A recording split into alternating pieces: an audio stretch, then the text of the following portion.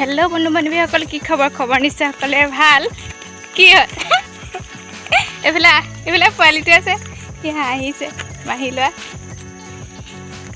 আজি মই আকৌ নতুন এটা ভিডিঅ' লৈ আহি আছোঁ, একদম চাব ভিডিঅ'টো শেষ হ'লেগৈ। কি আনিছে এইটো? মিমি। কি মিমি সিহে জানে আৰু, মুঠতে খাবলৈ উৎপাত লগাই আছে। ভিডিঅ'টো শেষ হ'লেগৈ চাব, অকণমান ধোঁৱা লাগিছে।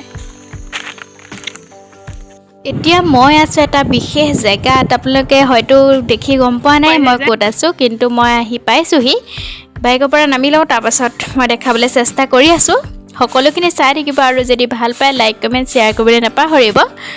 আজি মই আছোঁ দেৰগাঁৱৰ পৰা প্ৰায় 8 কিলোমিটাৰমান আঁতৰত। দেৰগাঁৱৰ পৰা আহিয়ে চিকাৰীঘাট, সকলোৱে শুনিছে চাগে, চিকাৰীঘাট সকলোৱে চিনি পায়েই। আৰু এই চিকাৰীঘাটৰ ওচৰতে এইখন বনাইছে, দেখিছেনে কিমান ধুনীয়াকৈ বনাইছে। বনাই সম্পূৰ্ণকৈ হোৱা নাই, কাম কৰি আছে। কিন্তু মই যিহেতু দেউতাৰ স্কুললৈ আহিছিলোঁ, ভাবিলোঁ সোমাই যাওঁ এপাক, আৰু সেইবাবে আহিলোঁ ইয়ালৈ। ভাল লাগিছে, দেউতাৰ স্কুলৰ ওচৰতে হয়, সেইবাবে আপোনালোককো ভাবিছোঁ দেখাওঁ জেগাটো। চাওক না কিমান বেছি ধুনীয়া, আৰু ইমান ধুনীয়াকৈ সজাই পৰাই তুলিছে। যিহেতু পিকনিকৰ সময় আহিছে ন, এতিয়াতো জানুৱাৰীৰ পৰা ডিচেম্বৰৰ পৰাই আৰম্ভ হয় পিকনিকৰ দিনবোৰ। আৰু এতিয়া মানুহখিনি ইয়াত পিকনিক খাবলৈ আহি ইয়াত যেতিয়া আহে, বহুত সুন্দৰ এটা পৰিৱেশ। আপোনালোক আহোঁ বুলি ভাবিলে আহিব পাৰে। মই অকণমান দেখাবলৈ চেষ্টা কৰিছোঁ গোটেই পৰিৱেশটো, আৰু আপোনালোকেতো জানেই মই এনেকুৱা ভিডিঅ'বোৰ আনি থাকোঁ, সেইবাবে শেষলৈকে চাই থাকিব। মই গোটেইখিনি দেখাই আছোঁ, এতিয়া চাই থাকক শেষলৈকে।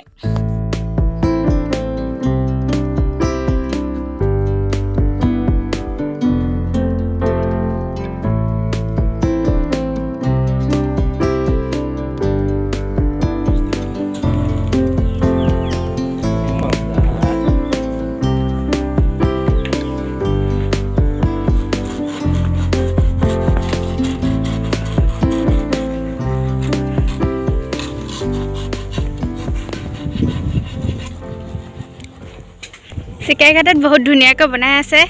যদি কোনোবাই পিকনিক খাব আহোঁ বুলি ভাবে ইয়ালৈ আহিব পাৰে। ওচৰতে এইটো নদীখন আছে, ব্ৰহ্মপুত্ৰ নদীখন, তাৰ কাষতে চিকাৰীঘাটটো আছে। ধুনীয়াকৈ আহিব পাৰে আহোঁ বুলি ভাবিলে। ইয়াত দেখিছে বহুত ধুনীয়াকৈ সজাইছে এইবোৰ।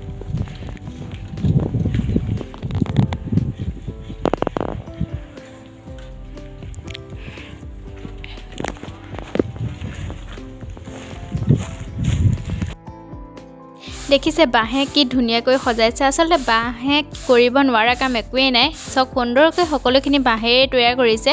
তেওঁলোকে বহুত বেছি কষ্ট কৰিছে এইখন সাজি উলিয়াওঁতে। দেখিছে বহুতখিনি, মানে যিখিনি বস্তুৰ প্ৰয়োজন হয় ন, সকলোখিনি প্ৰায়ে বাঁহেই হয়। বাঁহ, টকৌপাত, এনেকৈ মানে থলুৱা যিখিনি আমাৰ সামগ্ৰী, সেই সামগ্ৰীখিনিয়ে সকলোখিনি তৈয়াৰ কৰি উলিয়াইছে। দেখিছে, মই সুন্দৰকৈ দেখাবলৈ চেষ্টা কৰিছোঁ। আৰু এই লফটো চাওক না, এইটো সম্পূৰ্ণ বাঁহেই কৰি উলিয়াইছে। আৰু ইয়াত হয়তো ৰাতি লাইট লগাই ধুনীয়াকৈ তেওঁলোকে সজাই পৰাই তুলিব, কিন্তু এতিয়াও সম্পূৰ্ণ হোৱাগৈ নাই। মই কৈছোঁৱেই যে সম্পূৰ্ণ হোৱা নাই, কিন্তু মই এইফালে আহিছিলোঁ বাবে সোমাই যাওঁ। কিন্তু সম্পূৰ্ণ হ'বলৈ যায় এতিয়াও বহুত বাকী, কিন্তু সম্পূৰ্ণ নোহোৱাকৈ বহুতখিনি সুন্দৰ লাগিছে। মইতো বহুত বেছি ভাল পাইছোঁ।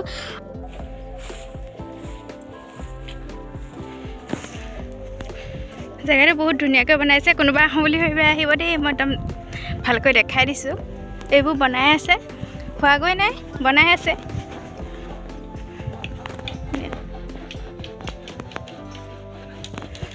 পিকনিক প্লেচটো বহুত ধুনীয়াকৈ বনাই আছে চিকাৰীঘাটত।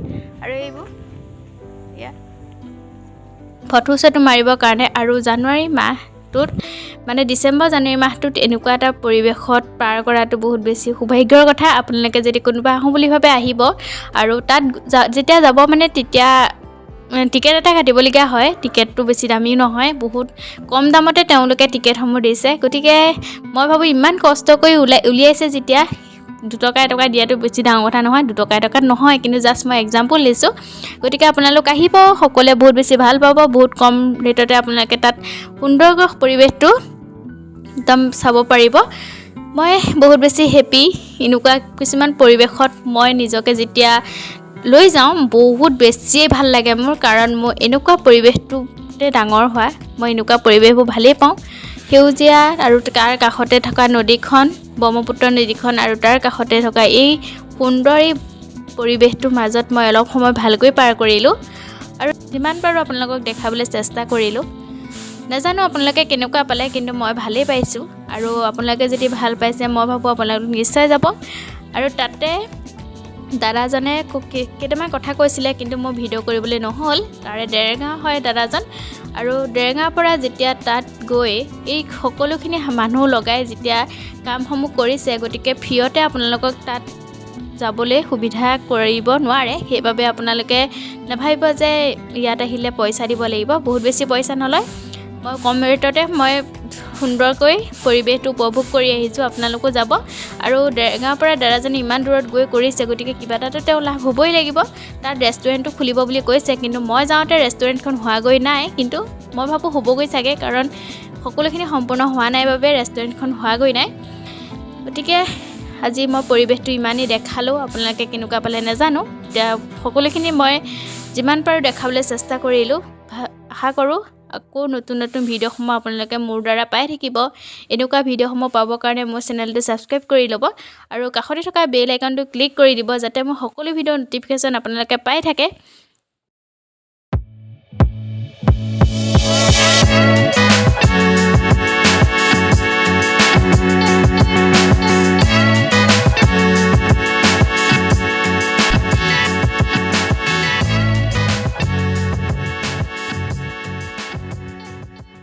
চিকাৰীঘাটত বহুত ধুনীয়াকৈ বনাইছে, আহিব সকলো। আৰু যদি কিবা ডিটেইলছ লাগে মই জনাবলৈ চেষ্টা কৰিম, ক'ত হয় কি কথা কমেণ্টত জনাব কেনেকুৱা পালে। আৰু যদি ভাল পালে like comment share and subscribe কৰিব। ভিডিঅ'টো ইমানতে সামৰি দিছোঁ। আৰু দাদাজন যোৰহাটৰ হয়, যিজনে দেৰগাঁও হয়, আৰু মই আহিছোঁ যোৰহাটৰ পৰা চাবৰ কাৰণে। দেখিছে, সম্পূৰ্ণ ভিডিঅ'টো চোৱাৰ কাৰণে ধন্যবাদ।